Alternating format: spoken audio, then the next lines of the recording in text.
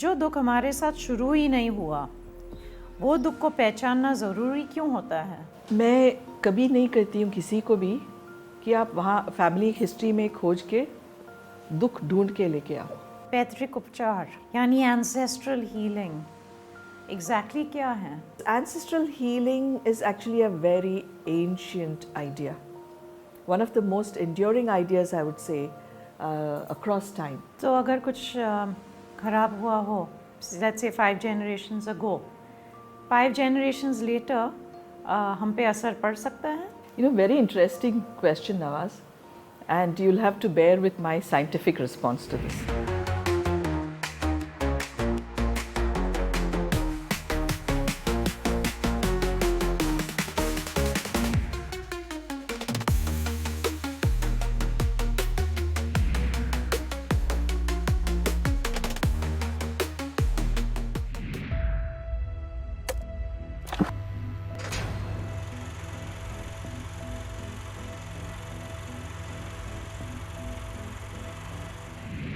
Hey everybody, welcome to Nawaz Talkies. Our effort in our show has always been to bring you face to face with high achievers from different walks of life. Celebrities from show business to wellness to spirituality. Like today, we meet Anuradha, also known as Usha, who is the founder of Sacred Paths, a center for well-being and healing in Hyderabad, India, and Mishkat, Dubai, UAE. She'll be enlightening us with a very mystical and scientific study on ancestral healing, which will be spanning 2 parts. So let's get started with part 1 of ancestral healing with Anuradha. Welcome Anuradha to Nawaz Talkies. Very excited to have you on with us. आपके बारे में आप हमको कुछ बताएंगे? Your background, why you got into this, how you got into this? Yeah, and probably this will be the first time I'm talking about it in a platform. It's nothing very mystical or mysterious. I think it was a very ordinary life, and like it happens with everyone else, at one point in my life, I reached a dead end, and I realized I had more questions and very few answers to why I was the way I was, why I felt the way I felt. And something in me got activated, I like to think, in retrospect, that put me on this search that I am very sure life was meant to be more than suffering and pain. That conviction just kind of got planted in my mind. And then I just started to seek. Fortunately for me, I would say, at times I used to think it was unfortunate that I didn't have any school of wisdom or any guru or mentor who held my hand and helped me walk. Today I would like to say that it was a blessing because I know how to do that on my own. And you find your own path rather than following another which is already there. Which is prescribed. So very often when it comes from a certain space of authority, it doesn't cross our mind to examine it or question it. Whereas for me, the way it turned out, I had to find it for myself. And this is where I've reached. So you would question everything and question your truth back and forth? Absolutely. Right. Absolutely. Is there truth in the way I'm feeling? Is there truth in the way I'm looking at it? Is there truth in my meaning making of what just happened? That was the constant process.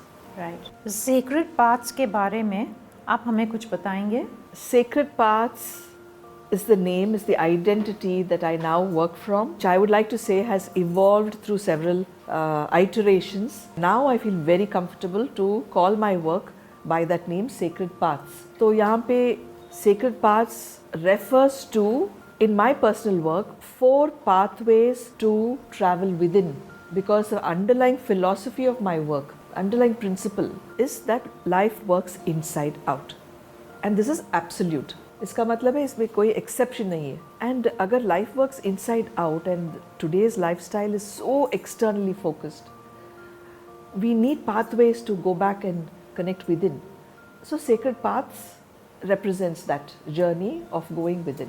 पैतृक उपचार यानी ancestral healing exactly क्या है? Ancestral healing is actually a very ancient idea. One of the most enduring ideas, I would say, across time. And through my study, I have discovered that it is a way of understanding life and looking at life that is true to all indigenous cultures across the globe. But particularly coming back to the Indian context, it's been a part of our understanding of the source of what I would call prana, life force energy. So ancestors have always been seen as a source of prana that supports, guides and uplifts the quality of every line of that family that emerges. And a lot of practices, traditional practices, to name one is the Shraddh that we do, is an acknowledgement of the ancestors and some kind of appeasement and healing offered to their life journey and so on. So ancestral healing today is more a contemporary handling of the same idea. It's a process and it's treated in a more contemporary fashion today. हर इंसान के लिए ज़रूरी है ancestral healing? हर इंसान के ancestors हैं. Right? That is one established fact we don't have to debate. No. तो जाहिर है जितने भी ancestors हैं हमारे, तो कहीं ना कहीं किसी ना किसी के लिए life would have been challenging. Yes.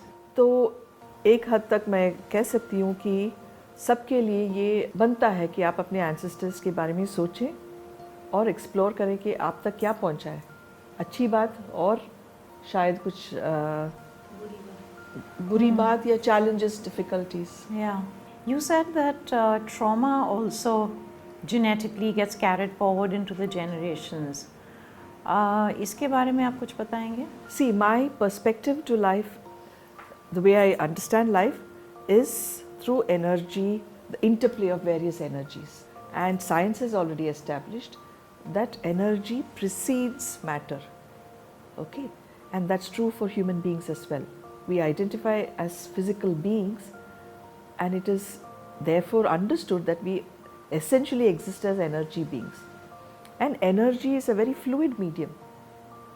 आजकल के ज़माने में जो हम vibes बोलते हैं ना कि किसी के साथ बैठ जाओ तो पता चलता है कि vibes क्या है. So there is an intangible energy exchange, right. And then you experience the impact. Yes. So it's the same phenomena that in a same family system, energies flow from parent to child, parent to child, parent to child. And whatever has been unprocessed by an earlier generation stays active and stays alive in the energy field and could reach the next generation. So it's all the good, what we acknowledge and recognize as hereditary, but it's also a lot of other stuff, mental, emotional health, which also gets transferred in the form of energy. And trauma is one such. तो अगर कुछ खराब हुआ हो, let's say 5 generations ago, 5 generations later, हम पे असर पड़ सकता है? बिल्कुल. अगर उनके लाइफ टाइम में जहाँ भी कुछ हुआ था, गलत हुआ था, बुरा हुआ था, कुछ मुश्किल आई उनके लाइफ में और वो तब के तब वो उनको ठीक नहीं कर पाए, तो वो रह जाता है सिस्टम में और हो सकता है कि हम तक पहुँचे. Because it's there in the family energy system. Right. So it will always show up to be attended to and resolved at some point or the other. The ancestral healing process, हमें describe करेंगे? How does this work? देखिए process ये है, detail step by step जो होता है process में वो बोलना थोड़ा मुश्किल है, उसको describe करना. But I can give you a sense of the principle, healing principle in a process like that. It works on the principle that energy is transferable and we are essentially energy beings and our physicality is just one aspect of who we are. We are essentially energy beings and energy is transferable. So when someone is encountering a certain pattern or a certain challenge that seems unresolvable in their own attempts to resolve it, then we look into the ancestral background to that problem. And during the process, I am able to identify the root cause or the potential starting point of that problem through setting up a family constellation. So we take it back, identify what could have potentially been the root cause is the process, and then we bring the healing forward from back there to the current generation. So there is a certain truth of the moment that we all face from moment to moment in our lives. There is a certain reality. That is our reality, and we face it. Now, if that what we face is not palatable, we turn our face away. We look the other way and we hope and pretend it did not happen, or if I don't look at it, it will just go away, it will just disappear because I'm not paying it attention.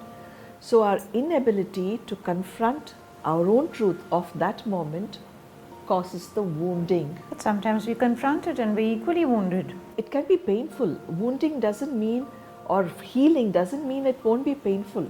Facing the truth does not mean it's painless. But when we face it and live through that experience and recover our center, get back to the flow of life, that part of that energy has flown through us and flown out of us. When we resist that process, that wounding experience gets captured and remains in the system. It's almost like saying a clot like a blood clot, it's a pain, clot formed by the wounding that has not been processed and experienced. So like a clotted energy now, it starts to float through the system, and someone else may receive that clot and it will start to play out in their life. So healing requires that we go back to the root cause. Through facilitation, we allow that wounding experience to be healed, to be seen. So healing really means seeing my truth. So the larger question is, when one starts this process of ancestral healing, ज़रा भी ऐसी चिंता होनी चाहिए कि अगर मैं ये प्रोसेस में आगे बढ़ूँ तो I'm opening up, a can of worms that maybe I can't close. तो वो जिम्मेदारी मेरी है. Because that's the whole point of facilitating a process like that, that we need to work with someone. I'm not the only one, I'm not claiming to be the only one, but we need to work with a facilitator who is able to bring a closure through the process itself and not leave any open ends. So Anuradha, there are many spirits that after their human life is over, they are caught in the elements, they're trapped in the elements, they're not really able to move forward, maybe because of some traumatic death or something which was majorly unfair, something that happened really tragic, some murder, some whatever. They're trapped in the elements and they're not freed, and they come around as ghosts and they're hauntings, etc., etc. You might be healing some of those people or spirits as ancestors now in your process of work. So does that mean that while these ancestors that you might be healing in this process, who are also roaming the earth in a different spiritual form, suddenly maybe get healed and don't find the need to roam the earth anymore, and hauntings, sightings, things that trouble so many of us in the course of life actually dissipate? Does that happen?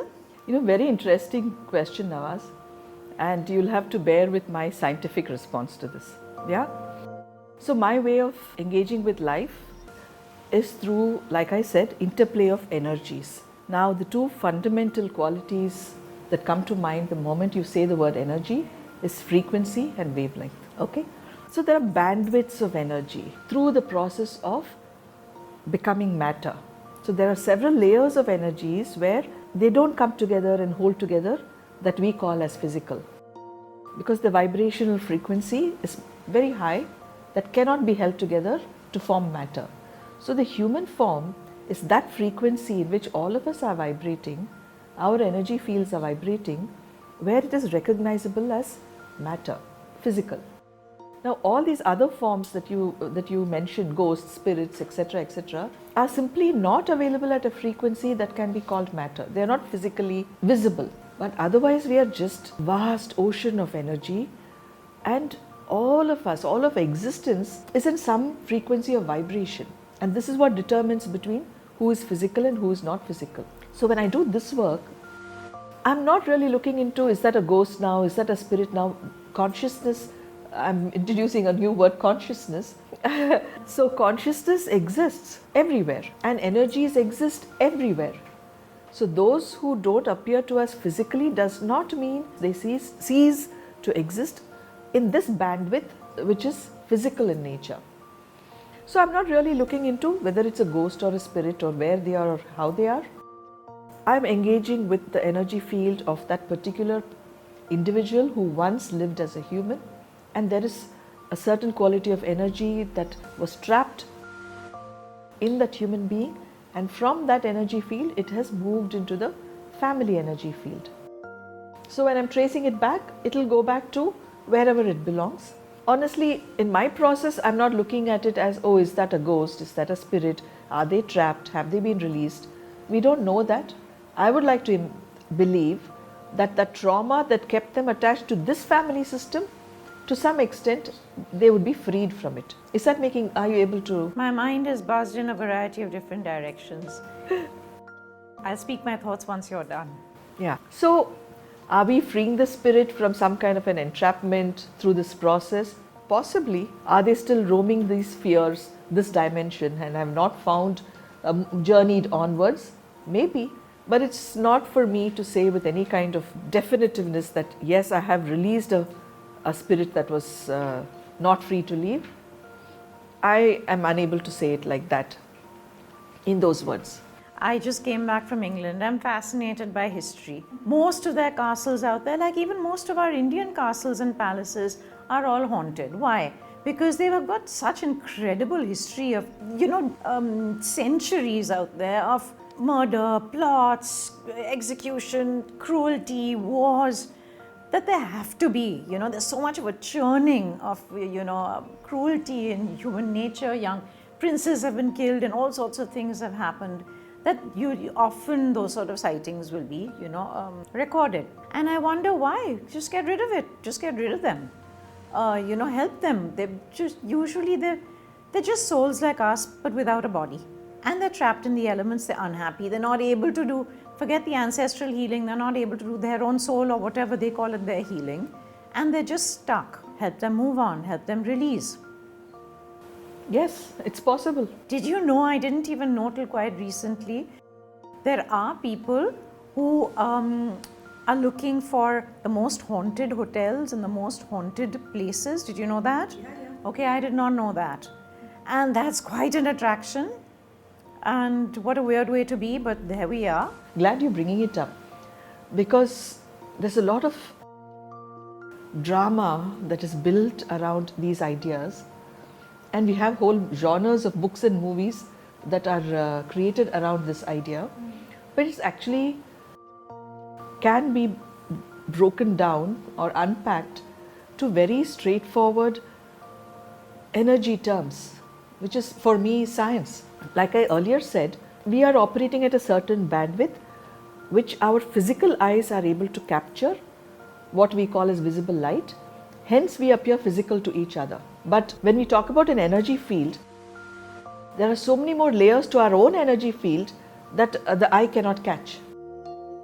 So there's a lot more that is unseen and very less in comparison that is visible and that can be captured by the human eye. Okay? So that's science, pure science.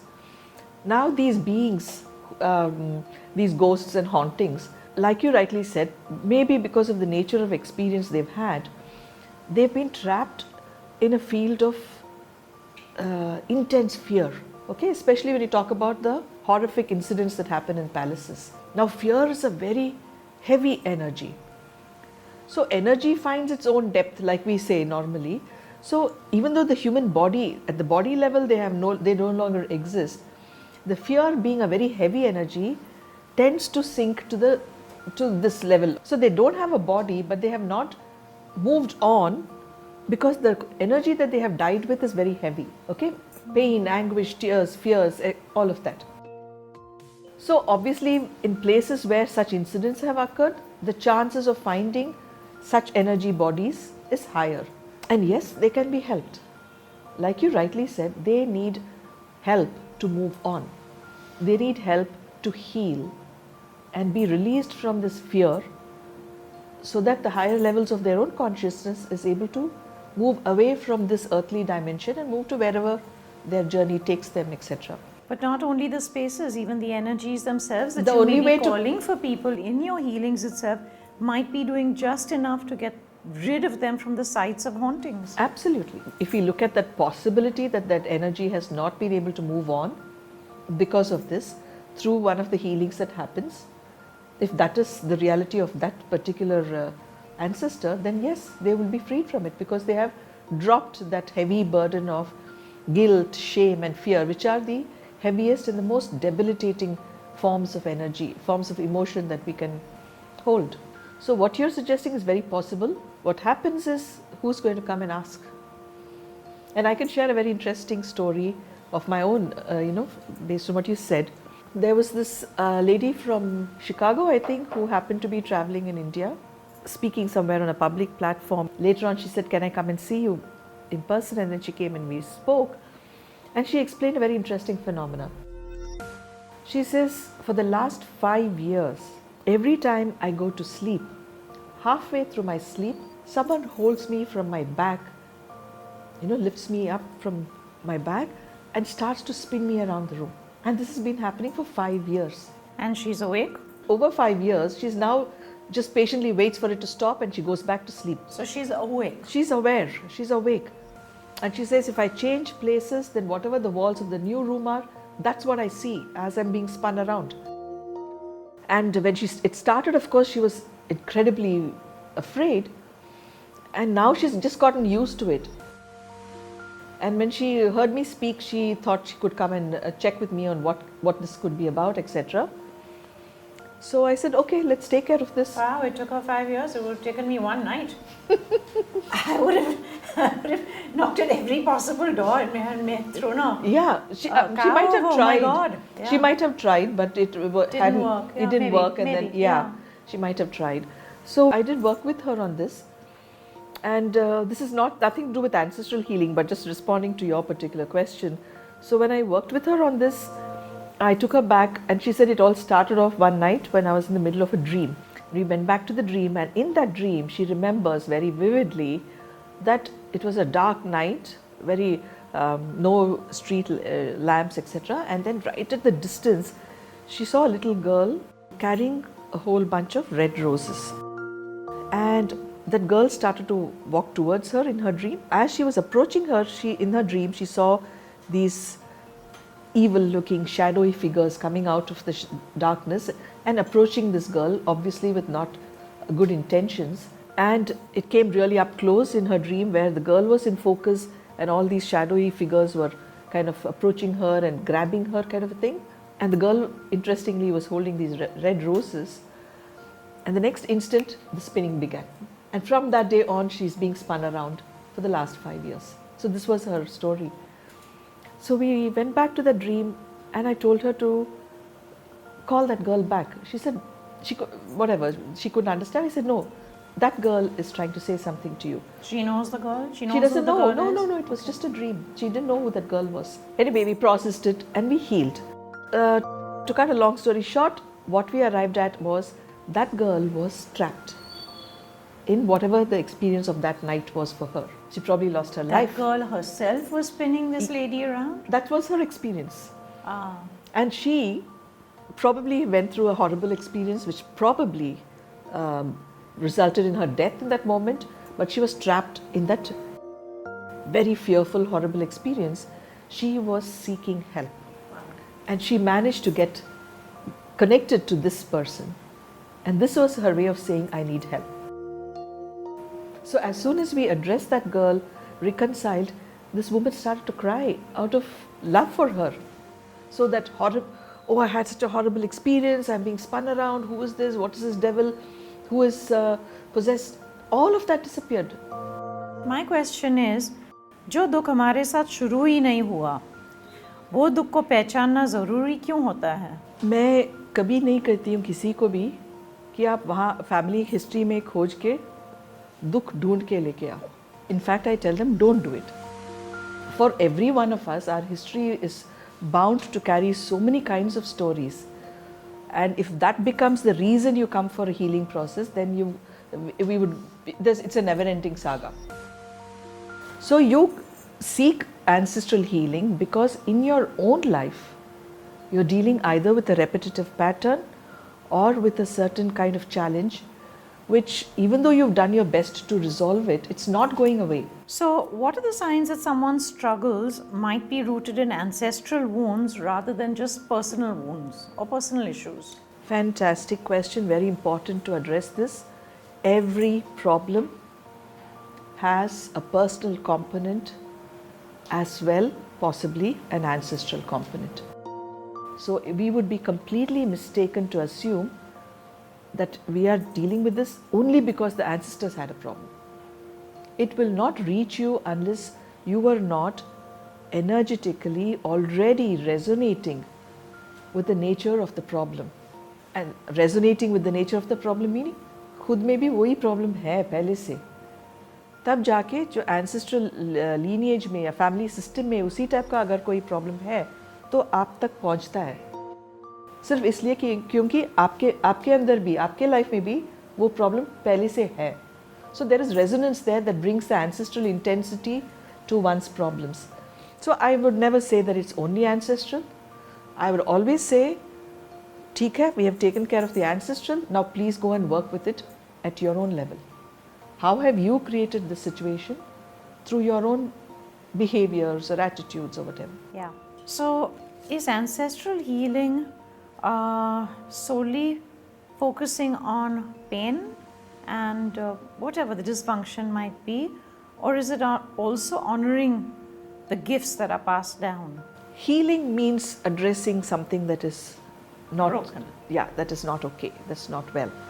But the outcome of going through a healing process results in one appreciating what a rich resource our ancestors are, and therefore by extension, organically, one begins to respect and honor that rich resource that is available to us. The process does not take us there. Even being a witness to that process, I think, makes one realize the intensity, the magnitude of good energies that we could take from them. So to that extent, yes. Anuradha, thank you. That's been amazing. That's been incredible.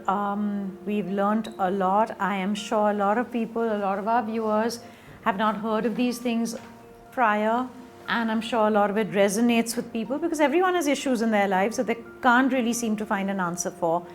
I really appreciate the extensive research you've done to come up with these questions, Nawaz.